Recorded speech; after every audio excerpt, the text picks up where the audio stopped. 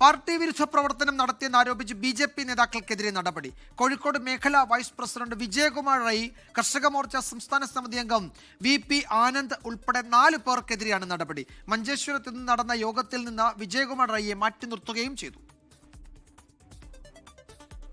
നിയമസഭാ തെരഞ്ഞെടുപ്പിൽ മഞ്ചേശ്വരത്തെ സ്ഥാനാർത്ഥിയായി പരിചയസമ്പന്നരായ പ്രാദേശിക നേതാക്കളെ പരിഗണിക്കണമെന്ന് കോഴിക്കോട് മേഖലാ വൈസ് പ്രസിഡന്റ് വിജയകുമാർ റൈ ആവശ്യപ്പെട്ടിരുന്നു. 25 വർഷത്തോളം പരിചയമുള്ള ആളുകളെ സ്ഥാനാർത്ഥിയാക്കണം എന്നതായിരുന്നു വിജയകുമാർ റൈയുടെ ആവശ്യം. എന്നാൽ വിജയകുമാർ റൈ തനിക്കെതിരെ പ്രവർത്തിച്ചു എന്ന് ചൂണ്ടിക്കാട്ടി BJP ജില്ലാ പ്രസിഡന്റ് ML അശ്വിനി നേതൃത്വത്തിന് പരാതി നൽകി. ഇതിന്റെ അടിസ്ഥാനത്തിൽ പാർട്ടി യോഗങ്ങളിൽ നിന്ന് വിജയകുമാർ റൈയോട് മാറി നിൽക്കാൻ സംസ്ഥാന നേതൃത്വം ആവശ്യപ്പെട്ടു.